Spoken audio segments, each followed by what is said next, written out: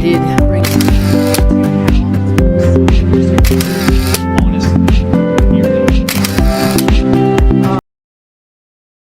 Good afternoon, Auburn. My name is Robert Wilkins. This is our 14th edition of Citizens Minutes. This is a beautiful winter day on the plains of Auburn.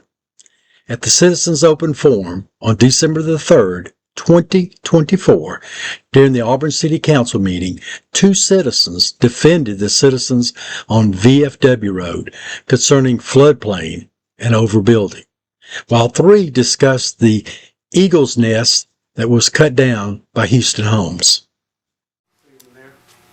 City Council, good evening. Chris Perry, 1518 VFW Road. So I want to talk about this floodplain development that you guys got going on right here. As far as I'm concerned, down on our street, they're building a $800,000 home in a floodplain. Now, I'm not sure if you guys know what that's going to do to our neighborhood. It's going to tax everybody out. We've been talking about this, and we've been trying to figure out how come you guys want to do this. And I gave you a piece of paper with that ordinance on it, the one with the revision on it. And that revision, to me, I'm not sure where that's located in here. Because I'm thinking, you guys read this? All of this? Yes. So you know what this is? Mm-hmm. So then you know it doesn't go into effect until next year, right? Yeah. So ADAC said... ADECA? ADAC Okay. said that this ordinance won't go into effect till next year. Now they're building a home down there, according to this, that paper, and I'm not sure if Auburn is in a floodplain. What do we need insurance for a floodplain for? Auburn has never been in a floodplain. What's the floodplain factor? None of that's been studied. So I think we need to try to figure out how we, as a people, can help Megan do the right thing for all the people. So I think we should have a quorum, sit down, look through this, and figure out what ADAC said. Also, what the information is being put out. I mean, according to the NI information that I got, it said Middle Chattahoochee, Lower Tallapoosa watershed. This watershed study, that's the easy way around. We should have did a community study so that everybody could have input whether or not Auburn needs a floodplain through FEMA. We don't need that. This process right here wasn't done right. It wasn't done right. But they want to tax us out in our neighborhood, so they're going to build homes in there. They're clearing the other side right now. But they said there's no permits. But yet they're clearing, getting ready to build. Something's off here. So you guys need to come up with a plan. We need to get a quorum so we can sit down and determine what's really happening. Because you and I both know an $800,000 house, 4 brick side home, will tax everybody out. Thank you. Thank you. Robert Wilkins, 261 Denson Drive, Auburn. My heart is really burdened listening to Perry. I went and looked at the VFW. I do deliveries in that area all the time, all the way down into the new subdivision, but also the first part of it.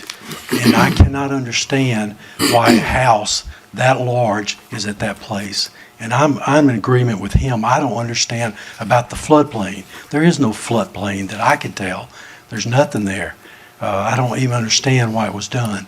I don't know what this ADECA stuff that he put, but I assume it's something of decency. But I'm concerned that this council voted without the proper information. And that's something that I have passed in the past, was that you make decisions sometimes that are not totally appropriate because you were not given the proper information by the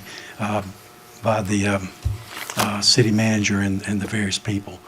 Am I wrong? I have no idea, but I believe I'm right.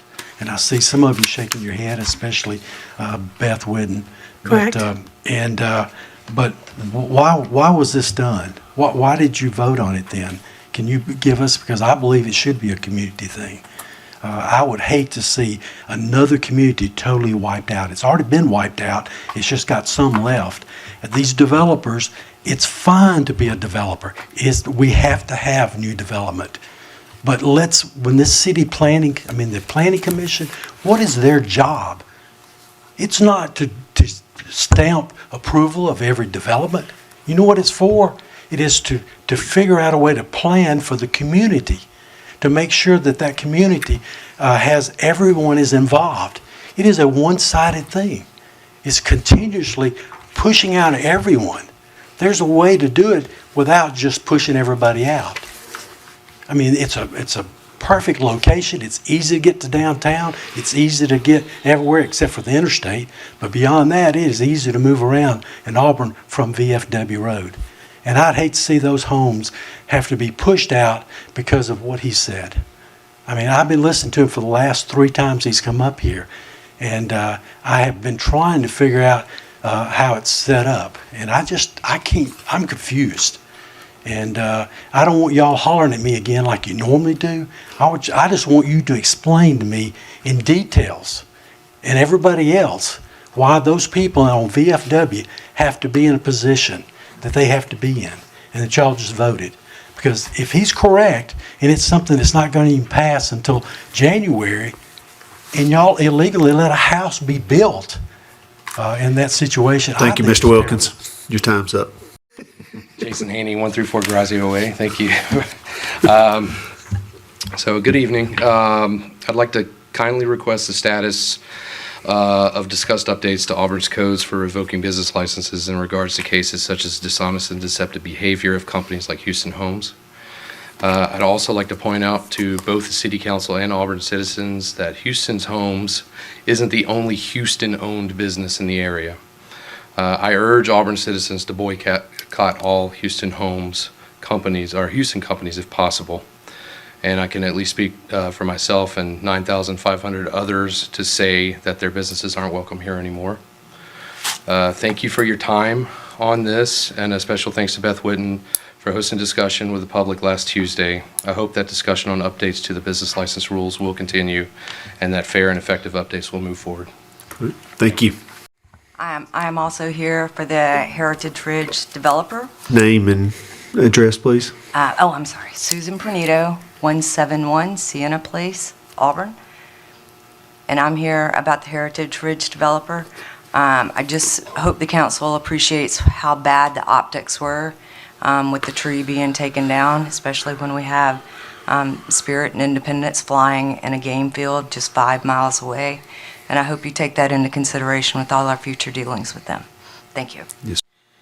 Emily Cherry, 1306 Glen Circle, Opelika, but I have worked in Auburn all of my life, and I just want to say that I am one of the people that is outraged by what Hughston Homes did, and I know the City Council has no authority to revoke any permits or anything, but I hope that you are able to talk to the people at the Planning Committee and also to consider revising permits for the bad actors that we have come in contact with to perhaps not be allowed to continue with their bad actions.